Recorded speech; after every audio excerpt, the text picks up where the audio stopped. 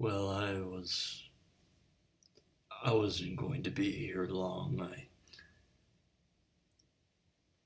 I wanted to stop by and say that it was wrong for me to leave so soon. Earlier today, I didn't want to bore you. I didn't want to look into your eyes. Because when I look into your eyes, I can see you. I can see just how wrong you are. You're wrong in the head. More so than other people, I think. You looking in your eyes is like looking. Hmm,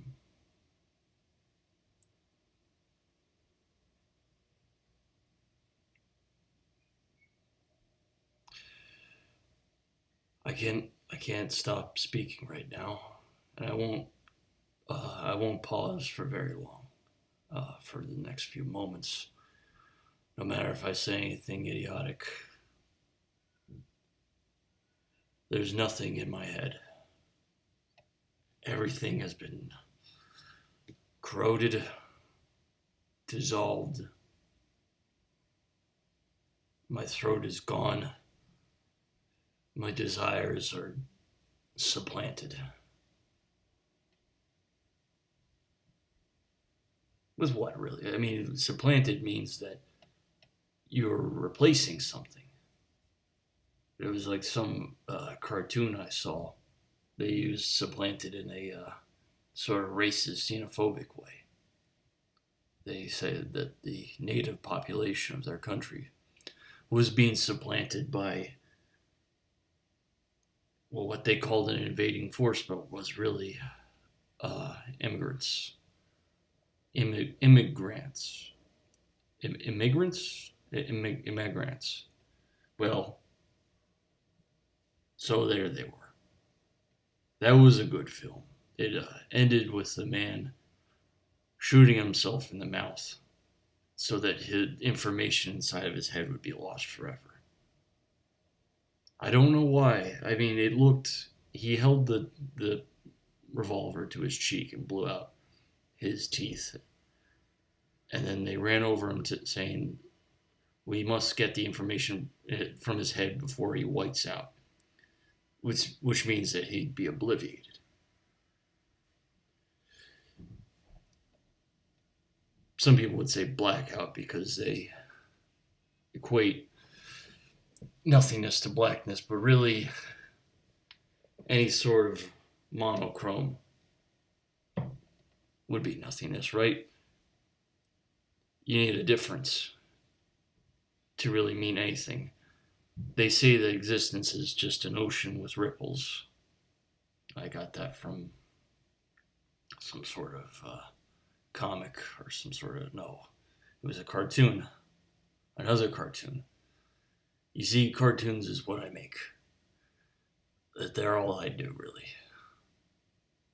I have nothing else to do. I make money doing this somehow. But, I've accumulated so much information in my head that I have no use for. I don't know how to use it. And that's why I left so early.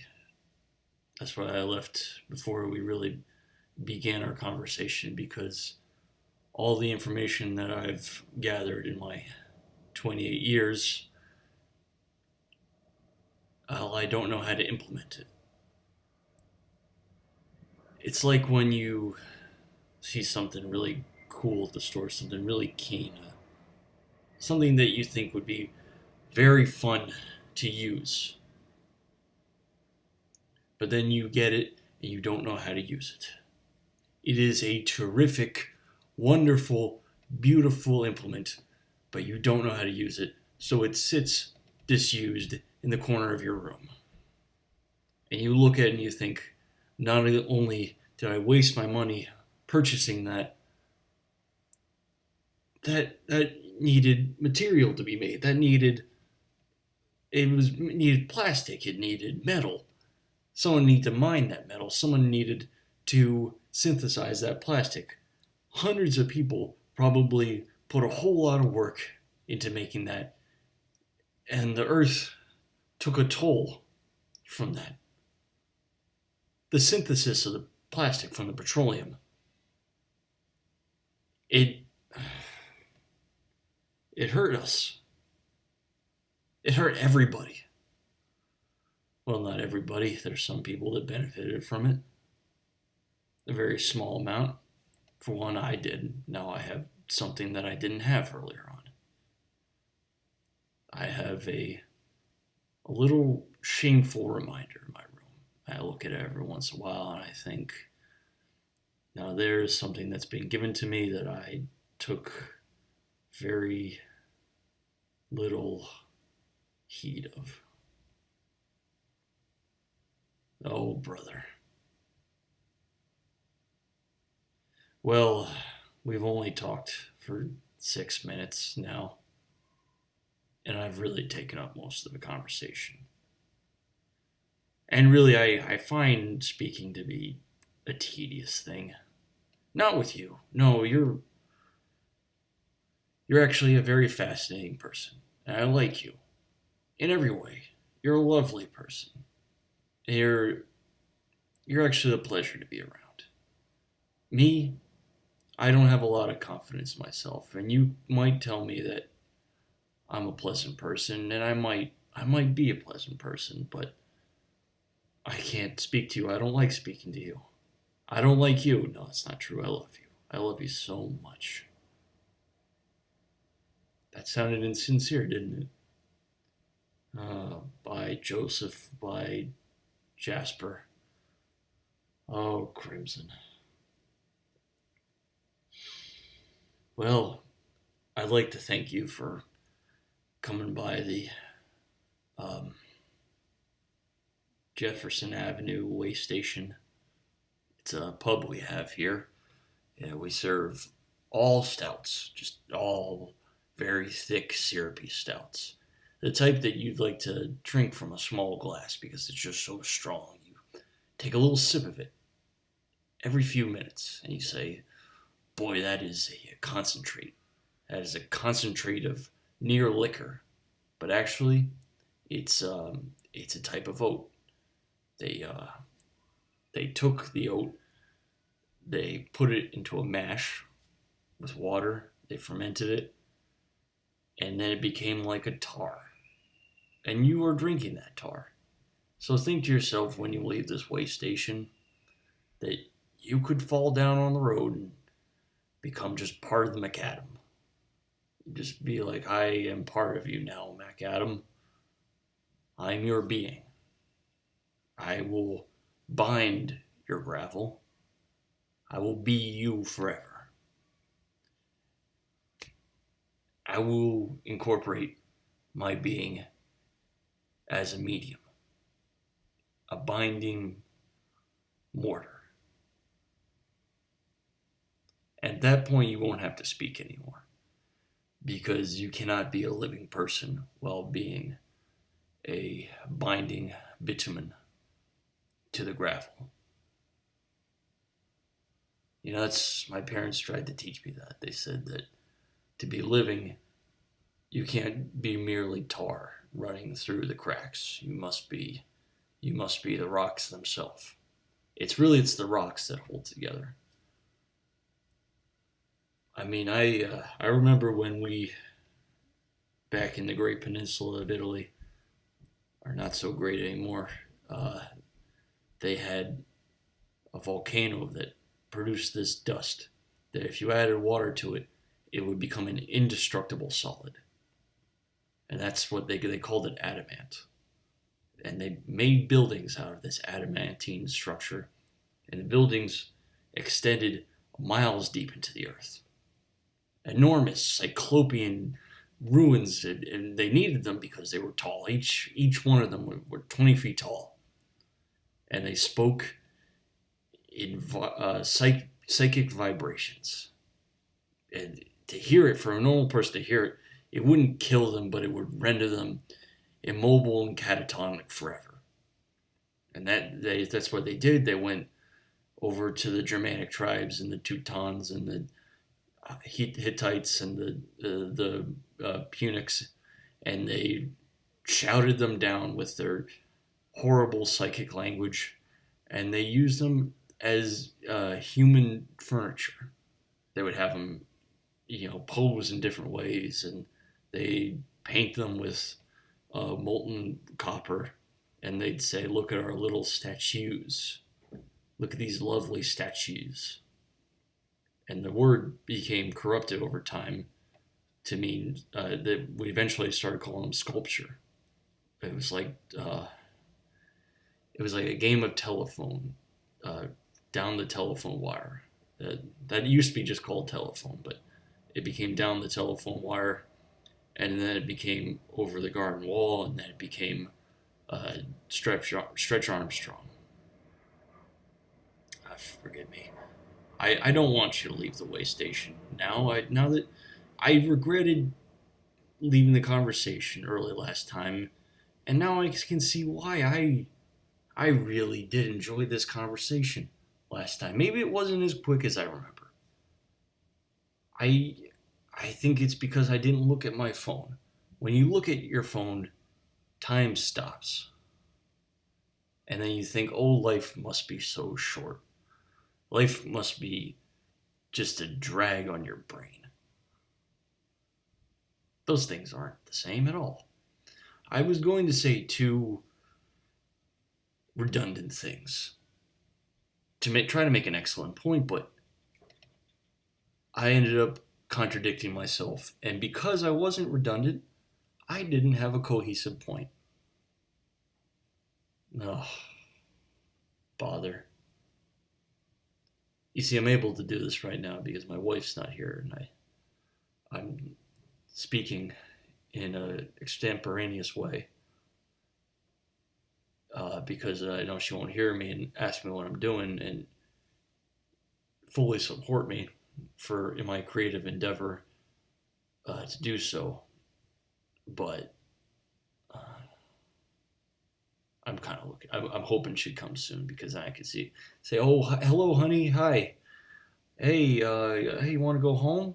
You want to head home? We can lay down and we can hug each other. I can kiss you where your nose meets the socket of your eye, and I could pretend to be a scary mud man the way you do, and you giggle and I squeeze you until your shoulder cracks." And I'll say, "I'm going to crush you." And you said, "Don't know," but in a nice, playful way. I imagine that if anybody witnessed us doing this, our love would become embarrassed. It'd be like if we were naked in a garden together and we suddenly obtained knowledge of our state. And then we're ashamed and we took fig leaves and sewed them onto our genitals. I feel not horrible about this because she obtained knowledge for us, but I was standing there the whole time.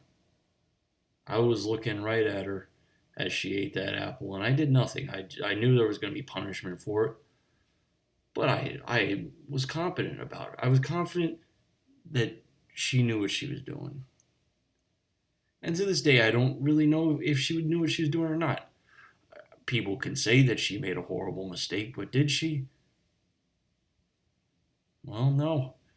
She didn't do a good thing or a bad thing. She just progressed humanity. She got the story going. I love her so much for that.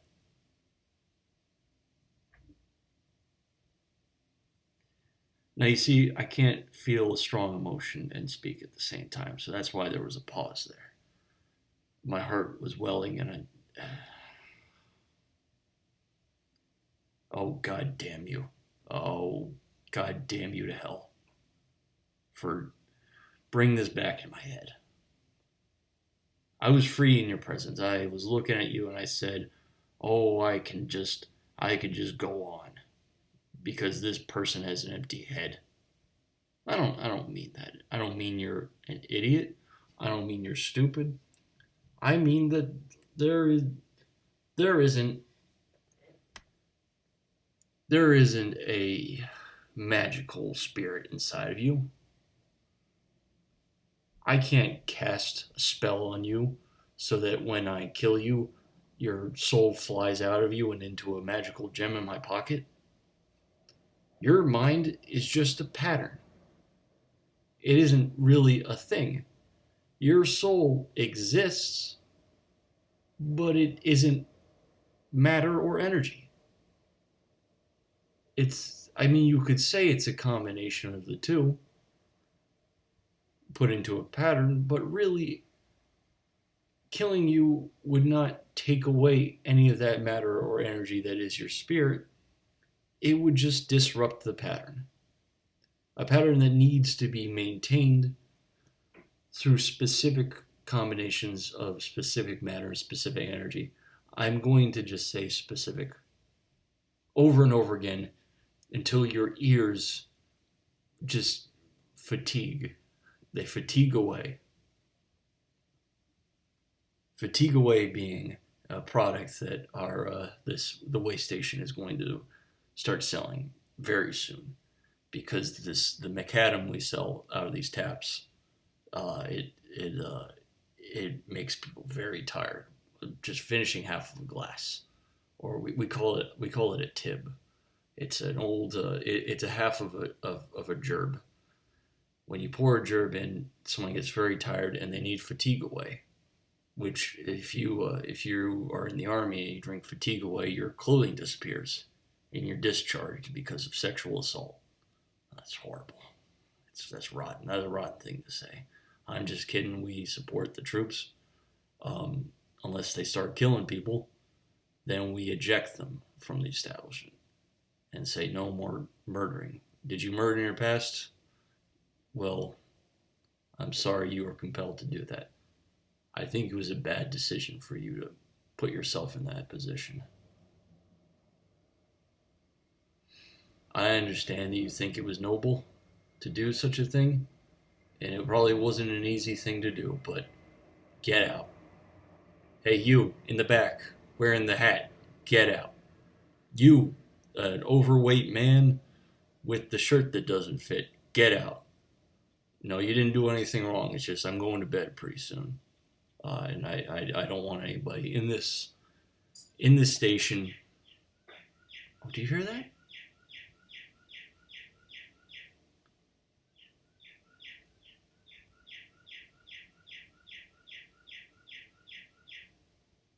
I wish that didn't happen right now. I could have ignored that. We both could have ignored that, but that would have hung heavy in our ears while we're talking. And when it ended, we would have been upset because we were used to that sound. One time, the airport near where my wife and I live, it went out of business for a few days because a meteor struck the runway, and there was no sound for a long time. It was very quiet in our neighborhood, except for the cars beeping and the children screaming and all that. But we're not hearing the roaring of jet engines above us. We got scared. It was like a life sign of the earth had disappeared. It was like there was a heartbeat that was gone forever. Very slow heartbeat. Every 20 minutes the heart would beat. And it was just a gigantic beast in which the heartbeat would last a full 30 seconds. Just. I don't know what the sound I just made sounded like.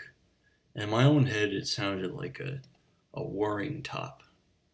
But when I listen back to it, it might sound like an old music show, just sped up into a scary little number. Well, we're coming up on the 20 minutes, and I believe that means that we'll have to stop talking. Both of us. I'll leave. I'll be walking down the Jefferson Avenue going back to my house, it's another way station. It's an inn actually, not on Jefferson Avenue. Or Jeffers Avenue. It's on Bilderdang, Bilderdang Road, which is it's lovely street corner. It's all dub and wattle houses built in the 1600s by Dutch people. Um, Very scary place though because they were known to hide uh, rebarb in different places underneath the floorboards, so that if you stepped on a faulty floorboard, you'd fall through onto sharpened uh, metal rebarb, or yeah, rebarb or rhubarb, and you'd be impaled. So I'm gonna go home on unsteady legs now, and if you see me tomorrow, it means I haven't been killed by uh, ancient Dutch people. And with that, I say good night and God bless you. I love you.